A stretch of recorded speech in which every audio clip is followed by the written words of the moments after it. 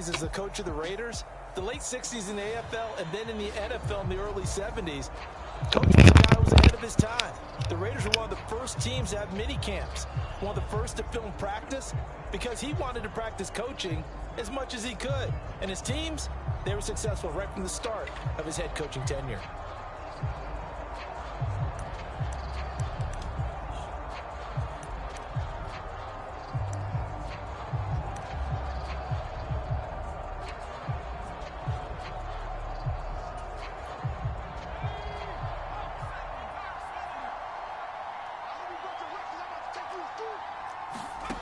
First and 10, it's Favre.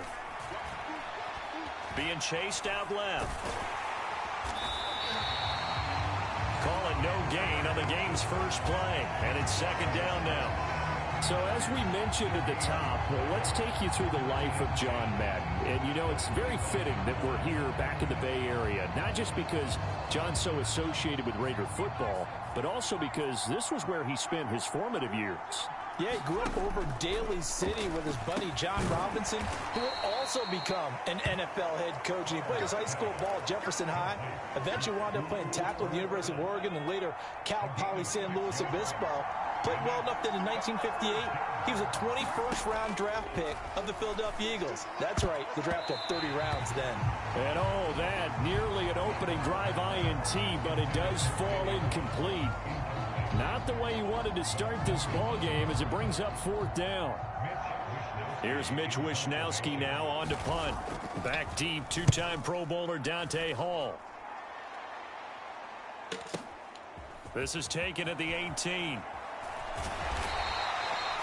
Yeah, that's a 48-yard punt with a coverage holding him to 3 on the return. And the AFC will take over first and 10.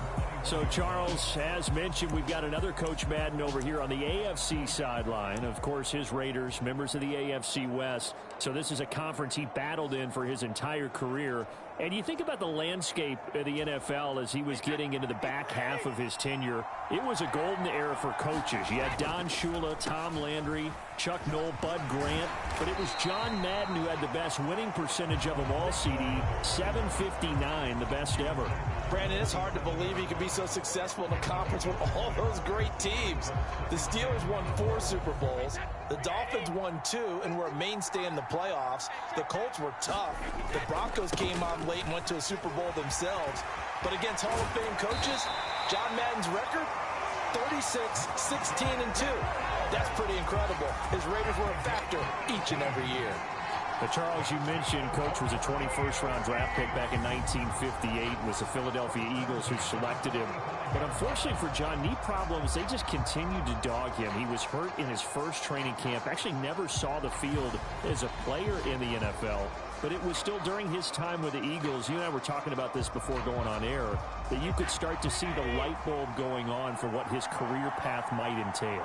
And it went on in a big way, didn't it? Because while he was rehabbing his knee, he started to spend a lot of time breaking down film with the Eagles with quarterback Norm Van Brocklin, the future Hall of Famer and future head coach in the NFL. Remember, Van Brocklin coached with the Falcons, he coached with the Vikings.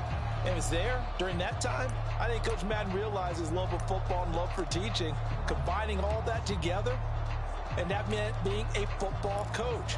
So in 1960, began his coaching career at a small college south of San Luis Obispo called Allen Hancock, and then later at San Diego State University under another legendary coach, the guy who could throw it around pretty well, Don Coryell. Meanwhile, Brady's throw complete here to his receiver, Brown. And they're going to work this down to about the 32-yard line. But Charles, you know, it was in the early 1960s that a young John Madden made the acquaintance of the owner of the Oakland Raiders, one Al Davis, of course, and the two, they really bonded, would become one of the best owner-coach duos in NFL history. And to take it a step further, Al Davis became someone who John referred to as his best friend. Yeah, in 1967, Brandon, Al Davis hired Coach Madden to be a linebackers coach. Remember, this was still the AFL at that point. We had not merged totally with the NFL. And Coach Madden, he paid dividends almost immediately. Helped the Raiders win the AFL title in 1968. And that meant a date with the Green Bay Packers in what was now known as Super Bowl II. But by 1969, at the age of 32, just 32, Brandon, John Madden assumed the mantle of head coach of the Oakland Raiders, and what a ride he, the Raiders, and the NFL were about to go on. So that complicates things a bit here. 18 yards to go now on second down. Brady's throw there complete. And down to the 20 he'll go before heading out of bounds.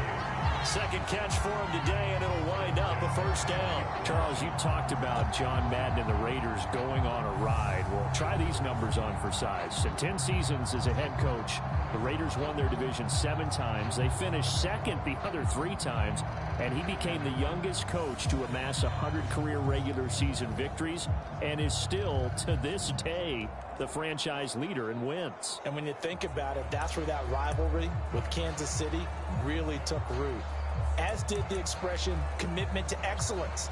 And boy, was it personified by the players who played for Coach Madden. On offense, how about quarterback Kenny Stabler, wide receiver Cliff Branch, wide receiver Fred Biletnikoff, tight end Dave Casper, to name a few. How about those great linemen he had? Center Jim Otto, guard Gene Upshaw, tackle Art Shaq, all of them in the Pro Football Hall of Fame. And guys on the defensive side of the ball, the Mad Stork himself, Ted Hendricks, Willie Brown, John Matuzak, Otis Sistrunk, and Big Ben Davidson. So many great players, so many great memories.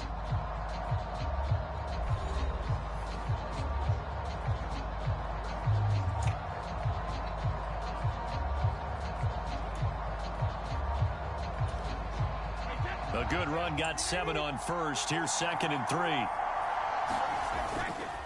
They keep it on the ground. Allen again.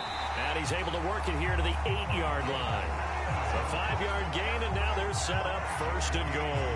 The running game's played a huge part in getting them down to this point on the field. I say stay with it. Keep pounding the football. Keep driving. Keep grinding. Yeah, even down in the red zone, keep going for it. No doubt about it. Dance with what brung you. Here's Brady to throw. And down he goes. Pressure gets him back at the 14. And the sack leads to roughly a loss of 6, and it brings up 2nd and goal.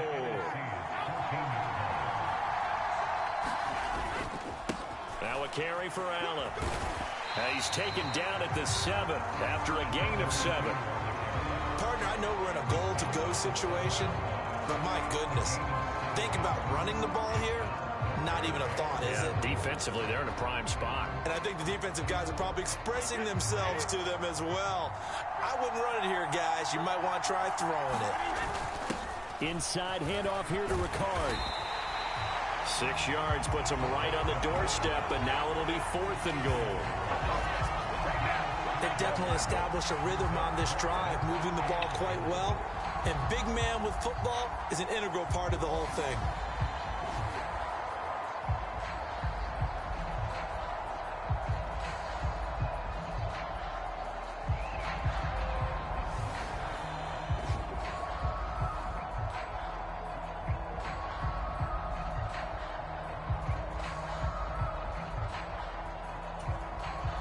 They don't need to run another play here before the 2-minute warning. Let's see if they do it anyway. They'll try and pound it in with Bettis. And he is into the end zone for an AFC touchdown.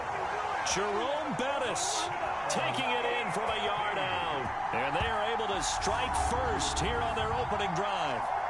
So both sides of the football contributing here early. Their defense forces the punt, and then the offense takes it down the field and punches it in on the short touchdown run. And, Brandon, that's good complementary football, and that's what they're going to need if they want to get out of here victorious.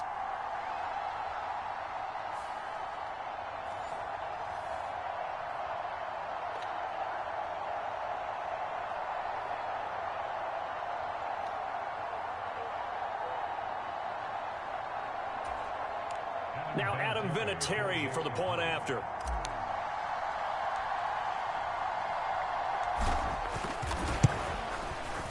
And he's got it to make it 7-0 AFC. So that drive, 12 plays in length. And it ends with a 1-yard touchdown run.